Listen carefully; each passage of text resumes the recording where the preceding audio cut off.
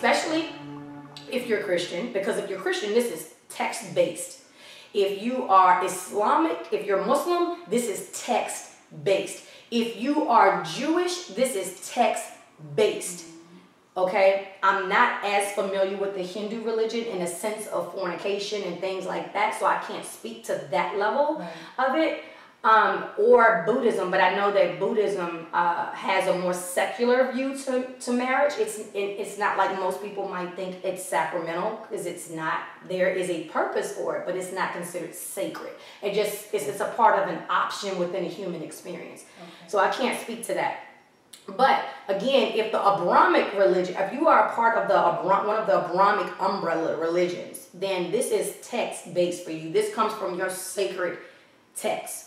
And so it says to you, and I'm going to continue reading that because I wanted to get back to the confirmation that you are married even without that vow. So it says, or do you not know that he who is joined to a harlot is one body with her? For two shall become one flesh. But he who is joined to the Father is one spirit with him. Flee from sexual immorality. Every sin that a man does is outside the body, but he who commits sexual immorality sins against his own body. And again, this is not a religious show. It's not even a spiritual show, but because we are spiritual beings who come from a very specific perception, a lot of what we share is going to come from that point. And the point right now is not to be preachy, but is to invite you into examining the text that we hold true as the foundation of our lives and where we say we are operating from in a sense of relationships. Mm-hmm. And since the majority of the world does believe in a God, I mean, there are many religions, but most people believe in a God.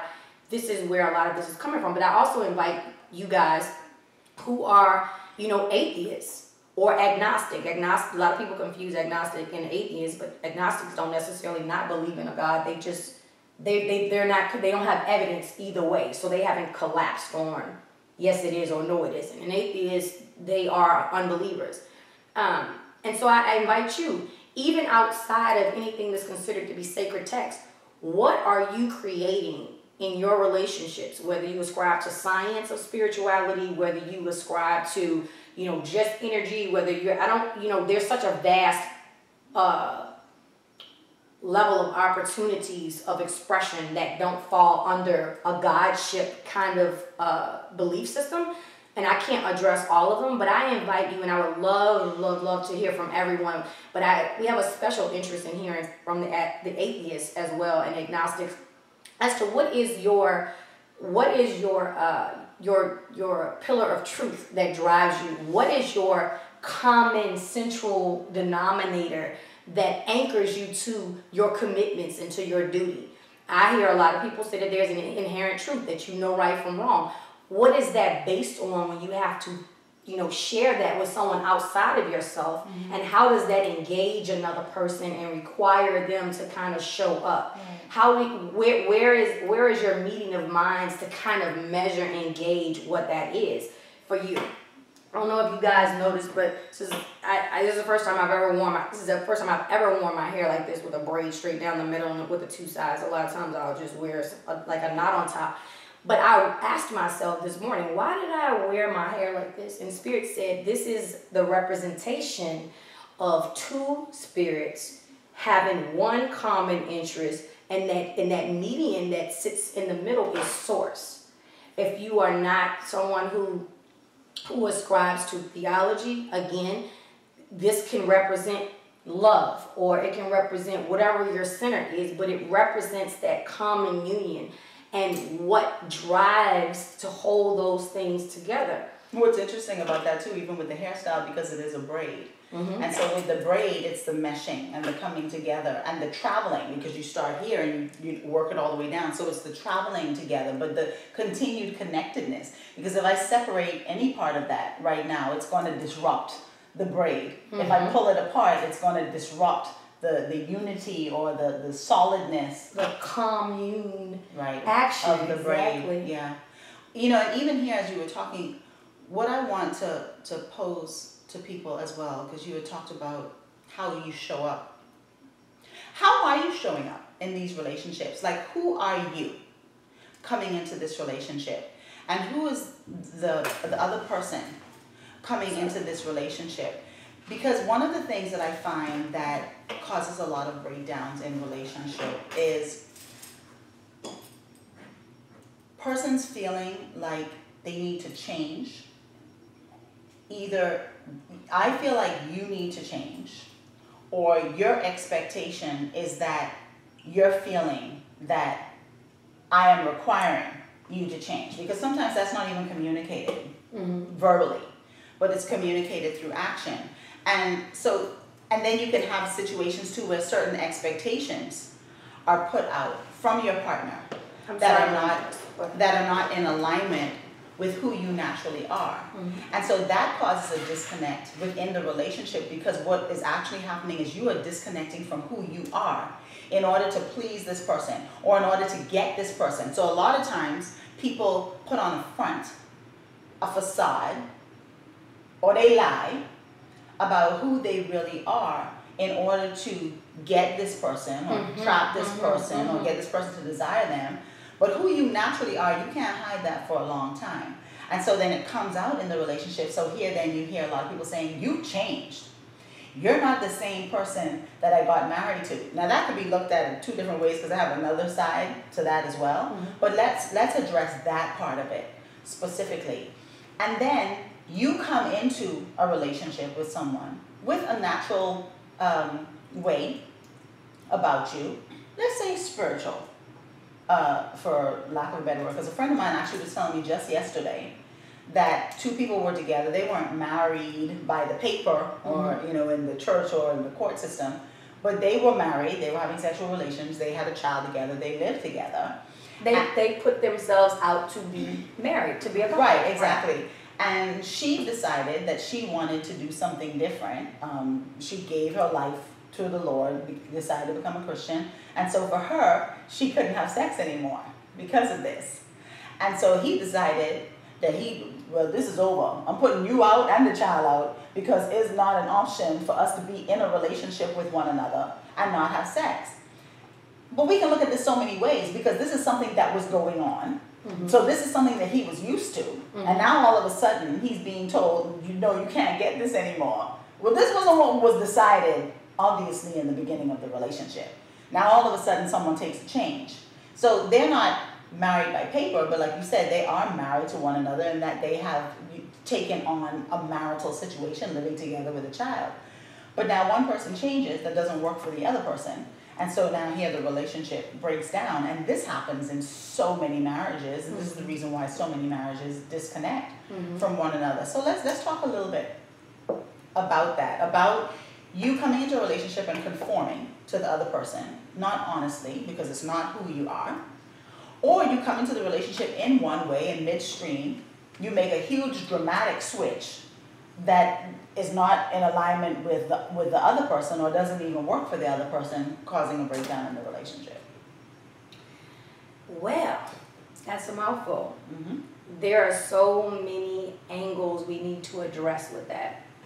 One is being out of flow, out of order. Is not to say that you can't do things differently, that your life doesn't have to be lined up A, B, C, D, E, F, G, the way certain things have been described. However, when you take an alternative route, you have to be prepared that things come out differently than what one might expect, because you're bringing in different energies and different environmental influences, different mindsets that don't necessarily ascribe to what has been written or what we understand to be law. It's interesting. The 2 points you made, I experienced that. Okay, so in my marriage to my husband, when I married him, I did not come into this marriage with the idea of, this is a marriage, I'm going to say till death do us part, that, you know, this is going to be something secular. being that I have been married before and had learned so much from those prior relationships, I had reached a different mindset personally. So for me, I had been given the awareness that this is a spiritual contract. And all of the things that I've posed today, that we've posed today, I've experienced in different levels within a conscious relationship, marital contract, and in an unconscious marital contract. You know, we're all in our process of evolution. But as we learn more about ourselves, as we come into the knowledge of ourselves, we have to choose to do something different.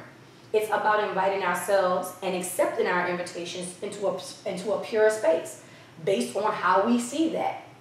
So what's the common saying for that? When you know better, you do better. Mm-hmm. Right.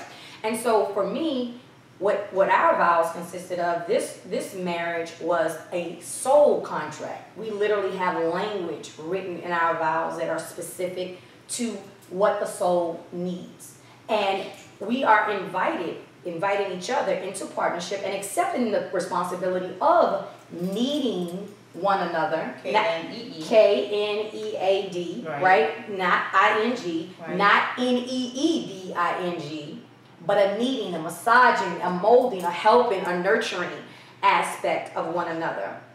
To acknowledge, what does this soul need to awaken? And when you have that kind of soul contract, that spiritual contract, it challenges you on levels that in the secular world and in your emotional triggers and what conditions we've been exposed to think, to believe, oh, when you're in a marriage, you don't do this, you don't cross this line, you don't do this. Those things are challenged because it's like, if your soul needs this, then what does that look like for the marriage? Let me ask you a question, because that's very interesting. I mean, I know this about you, but they don't. Mm-hmm. So I'm going to ask this question for them. Mm-hmm. The contract that you're currently in, mm-hmm, with regards to marriage, and like you said, you've been married before, right, and so you didn't have this particular experience in the past marriages. Right. So I assume, mm-hmm, that the past marriages were more of a physical nature, or you lean more toward, you put more emphasis into that than you did into the soul part. What is the difference that you experience with regard to the challenges from this soul contract based marriage as opposed to the physical secular contract based marriage? Do you have the same experiences that you deal with, or do you find that the experience is different? Well, I can tell you the experiences are very different as far as what I draw into my space. I don't have the same issues and haven't experienced the same challenges in this marriage that I have in the other marriages. And I think it's because of where I operate from. That's just not a part of where I don't need those lessons, so they don't come to me. So it's not, it's you and where you are within your soul growth, as opposed to having entered into this particular marriage from a soul contract. Is that what you're saying? It's not really the contract of the marriage or the intention of the contract of the marriage, but more so who you are as a person in this marriage? Combination of both. Okay. Combination of both. They're not mutually exclusive. Okay. I've always been very spiritually aware, so all of my marriages were, and I say that like it's been so many. Being an awakened spiritual being, I've always approached my relationships from a spiritual point of view. Mm-hmm. However, my level of awareness in my current relationship far exceeds where I was before. And even though I was very spiritually aware, there were a lot of things I didn't understand relationally. There were a lot of things that I didn't even understand about myself, because honestly, during my first marriage, I was going through a lot of trauma from my childhood that was unresolved. And so those triggers continue to manifest themselves in my relationship. And then my partner, my ex-husband, he served as a catalyst for bringing up a lot of those triggers because it needed to be healed. Although I didn't understand that at the time, because what I perceived that as is, why is he doing this? Oh my God, he's becoming this thing, right? this wrongful energy that has violated me and is continuing to do this, thus, and so forth, instead of recognizing that this is an opportunity for me to view what's coming up within myself. Right. And he's partnering to that. And I think that's so key. I want us to collapse there for a minute, because I think that's excuse me, an extremely important point that people need to understand. The way I describe it is like a mirror. That we are mirrors to one another. And one of the things that I've come to understand and identify within my own path and journey, not even just in my marital relationship, but even in my relationships with other people, is that when something comes up in the other person that really irritates me or frustrates me, what is happening is it's an opportunity for me to look inside of myself. It's an opportunity for me to ask the question, what is my husband, or what is my daughter, or what is my sister reflecting back to me in this moment that is in me? Why is this affecting me so much? Because one of the things I've come to understand is when you're attached to something, there's a reaction that you have to it. If you're detached from something, it doesn't care. You don't care what the man in the moon is doing, because you're not attached to the man in the moon. You're not concerned with what the person on the street corner is doing, because you're not attached to that. It doesn't affect you. That doesn't directly enter into your experience. And so where you are now, you're able to recognize that. Where I am now, I'm able to recognize that. And even more importantly, where I am now, I'm able to even go back into the first marriage and see, even being out of it, what were the lessons that came in that marriage for me to learn? Because every lesson that we learn is a tool. It's a blessing. It's a blessing, and it's a tool for us to apply Absolutely. Within our life. It goes back to Hebrews, 12 and 13. It says no discipline in the moment is easy. It's pleasant. It doesn't feel good. Yeah. In fact, it feels pretty darn jacked up, right? Yeah. Paraphrasing, of course, the scripture doesn't say that. But once you've allowed yourself to see the divine truth in it, you receive a peaceable righteousness. Mm-hmm.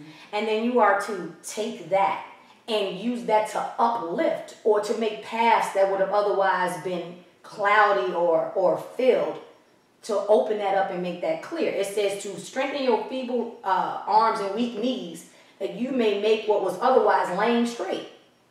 So what does that say to me? That says to me that every time we don't see the divinity in something, it becomes a challenge to us. And we talked about this in one of the other topics, that the blessing and the curse is the exact same energy, right, experienced differently. The lack of knowledge or the ignorance thereof creates the sense of burden. Mm-hmm. But the awareness of the divinity or the divine aspect of that lesson creates the experience of blessing. Right. And also your willingness or intention of perception of how you look at it. Because when you don't know better, mm-hmm, you're going to perceive things a certain way. You're going to view things a certain way. When you know better, your perception is going to rise or it's going to change, Exactly. And so when you were speaking about the lame becoming straight, I had the visual of the man who was the Bible talks about, who was at the pool of Bethesda, mm-hmm, mm-hmm, all this time laying down, mm-hmm, crippled, watching everybody day right, in and day out going into the pool. But it becomes easy to just lay down and do nothing. It becomes easy to not participate or not be expected to do something.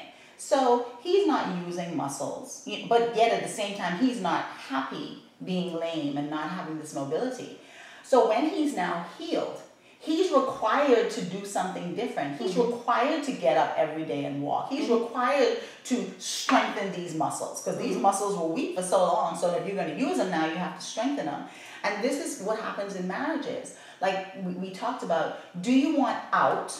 Because a lot of people are in marriages and it's not going right and they're frustrated and it doesn't look like it's going to ever go right, or they're not willing to do the work to make it right. So they're saying, I just want out of this. I just want this to be over. But is the truth that you want it to be over, or you want it to be better?